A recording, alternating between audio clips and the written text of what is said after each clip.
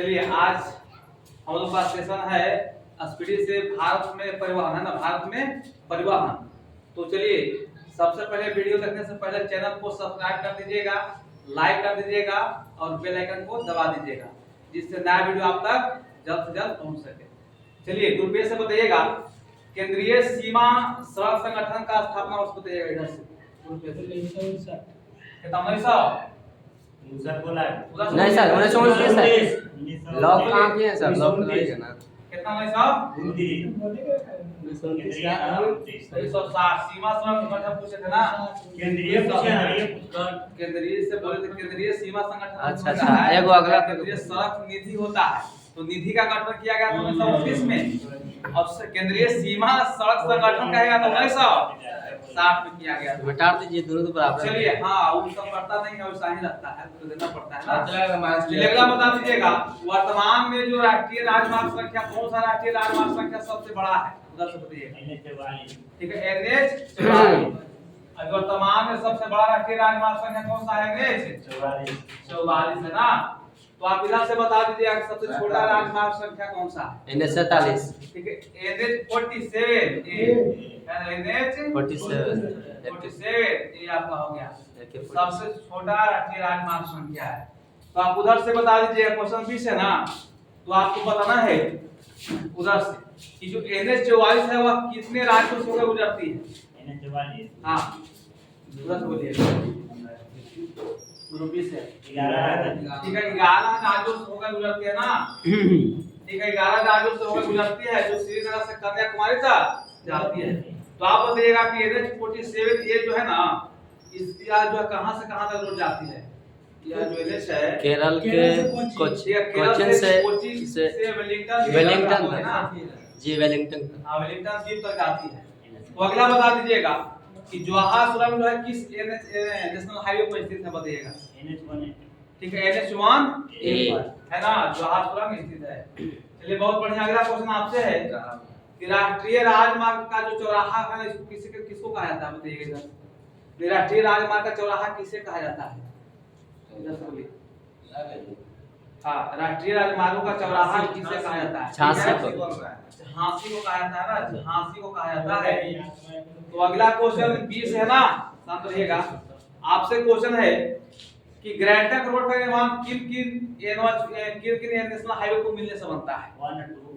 ठीक है, NH 1 और NH 2 को मिलने से ग्रैंटक रोड का निर्माण होता है। तो अगला बता दीजिएगा कि राष्ट्रीय जो राजमार्ग होती है उसका रखरखाव की जिम्मेदारी किसके हाथ में? राष्ट्रीय लोक अति के केंद्रीय का। कौन सी केंद्रीय? केंद्र सरकार द्वारा। केंद्र सरकार के पास होती है। तो राजकीय बताइएगा जो सड़क होता है उसका जिम्मेदारी किसके हाथ में होती है? ठीक है, राज्य सरकार के हाथ में होती है ना। चलिए बहुत बढ़िया है। तो अगला बता दीजिएगा कि स्वर्णिम चतुर्भुज योजना के तहत कितने महानगरों को जोड़ा गया है? चारों के। ठीक है, 4 महानगरों को जोड़ा गया है। तो वह 4 महानगर कौन कौन सा है? बताइएगा। मुंबई, चेन्नई, कोलकाता। ठीक है, मुंबई, चेन्नई, दिल्ली और कोलकाता। ठीक है, चेन्नई, मुंबई, दिल्ली, कोलकाता मेन सा है ना। इधर से अगला क्वेश्चन बता दीजिएगा। आपसे क्वेश्चन है, ठीक है, सड़कों की सर्वाधिक लंबाई किस राज्य में है? महाराष्ट्र में। ठीक है, सड़कों की सर्वाधिक लंबाई महाराष्ट्र में है। तो सड़कों की न्यूनतम लंबाई किस राज्य में? ठीक है, सिक्किम में। कहां पर? सिक्किम में। चलिए बहुत बढ़िया। तो अगला क्वेश्चन आपसे क्वेश्चन ए से क्वेश्चन है, आप बता दीजिएगा कि रोड रिसर्च इंस्टीट्यूट कहां में स्थित है? दिल्ली में, नई दिल्ली। ठीक है, रोड रिसर्च इंस्टीट्यूट जो है ना नई दिल्ली में स्थित है। अगला क्वेश्चन आपसे है ना 20 है, आप बता दीजिएगा कि भारत में वायु परिवहन की शुरुआत कब हुआ था? उधर से बताइएगा। ठीक है, 1911 में हुआ था। तो रुपये बता दीजिए कहां से कहां के बीच? प्रयागराज से अथी नैनी तक। ठीक है, प्रयागराज से नैनी के बीच हुआ था। तो बताइएगा एयर इंडिया का स्थापना वर्ष बताइएगा। एयर इंडिया हाँ 1953। ठीक है, एयर इंडिया का स्थापना 1953 ईस्वी में हुआ था ना, 1953 में हुआ था। तो अगला बता दीजिएगा एशिया की बड़ी हेलीकॉप्टर सेवा का नाम क्या है? बताइएगा। ठीक है, पवन हंस। क्या है? पवन हंस है ना, पवन हंस है। अगला बता दीजिएगा। आपसे क्वेश्चन 20 से क्वेश्चन है कि पवन हंस की शुरुआत बताइए कब हुआ था भारत में? 15 अक्टूबर 1985। ठीक है, 1985 में हुआ था पवन हंस की शुरुआत, है ना, भारत में। तो अगला बता दीजिएगा, इधर से क्वेश्चन है कि भारतीय विमान पतन प्राधिकरण, है ना, भारतीय विमान पतन प्राधिकरण का गठन किस वर्ष किया गया था? यानी क्वेश्चन बहुत बढ़िया है, इसके तरह वैकेंसी में आता है। बोलिएगा इधर से, भारतीय विमान पतन प्राधिकरण का गठन कब किया गया था ग्रुप ए? बोलिए बटे उधर से बोलिए। 1994 94 था सर, 94 आपको तो 95 में सब कितना?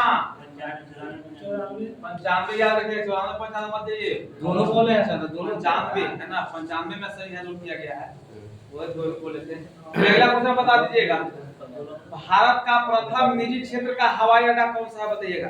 कोची। ठीक है, कोची, केरल का कोची, यह जो है निजी क्षेत्र का प्रथम हवाई अड्डा था। चलिए बहुत बढ़िया, अगला क्वेश्चन आपसे है ना, आपको बता देना है कि भारत में बताइएगा बड़े बंदरगाहों की संख्या कितना है? 13 है। ठीक है, बड़े बंदरगाहों की संख्या 13, तो बताइएगा छोटे बंदरगाहों की संख्या कितना? ठीक है, छोटे बंदरगाह की संख्या 200 है। तो अगला क्वेश्चन आपसे क्वेश्चन है, देश का सबसे बड़ा बंदरगाह कौन सा है? विशाखापट्टनम। ठीक है, मुंबई, विशाखापट्टनम नहीं, मुंबई बंदरगाह। ठीक है, सब अलग अलग है, नाम लेगा, बस उतना ही बताना है। अगला क्वेश्चन आपसे है कि देश का सबसे बड़ा बंदरगाह मुंबई बंदरगाह है ना, तो बताइएगा नाना स्वाब बंदरगाह, है ना, यही मुंबई में ही स्थित है। तो बताइएगा इसको और किस नाम जानते हैं जी? नाना स्वाब। ठीक है, जवाहरलाल नेहरू बंदरगाह, है ना, यही है मुंबई बंदरगाह, नाना स्वाब। तो अगला बताइएगा कि देश का यानी भारत देश का सबसे बड़ा कृत्रिम और आधुनिक बंदरगाह कौन सा है?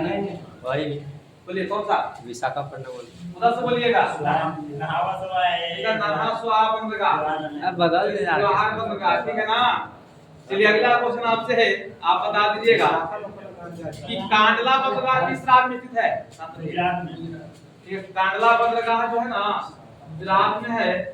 तो आपको बताना है कि कांडला बंदरगाह का परिवर्तित नाम बताइएगा क्या है वर्तमान में? परिवर्तित नाम शीर समुद्र। ना ना फिर से बोलिए, किस पर नोट किया जाए? बोलिए। श्याम प्रसाद मुखर्जी। उधर से बोलिए तो। दीनदयाल उपाध्याय। दीनदयाल उपाध्याय बंदरगाह का नया नाम हो गया ना, कांडला का नया नाम क्या हो गया है? दीनदयाल उपाध्याय बंदरगाह। तो अगला बता दीजिएगा, कांडला बंदरगाह हो गया ना आपका। चलिए बहुत बढ़िया है, अगला बता दीजिएगा कि ज्वारीय बंदरगाह के नाम से किसको जानते हैं?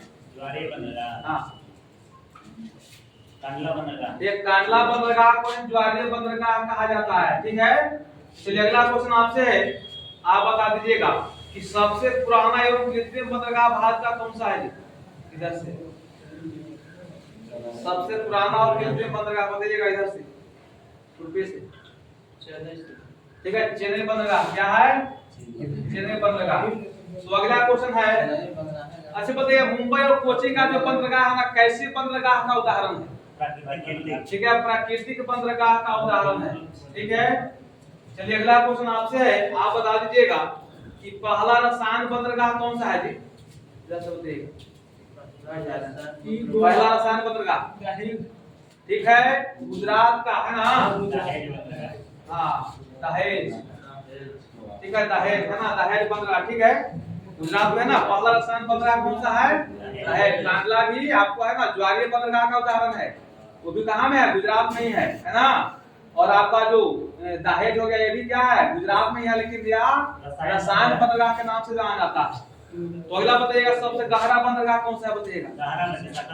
ठीक है, गहरा बंदरगाह क्या है आप समझे? विशाखापट्टनम है। तो अगला बता दीजिएगा इधर से ना। चलिए बहुत बढ़िया, अच्छा बताइएगा कि पारादीप बंदरगाह के नाम से कौन जाना जाता है?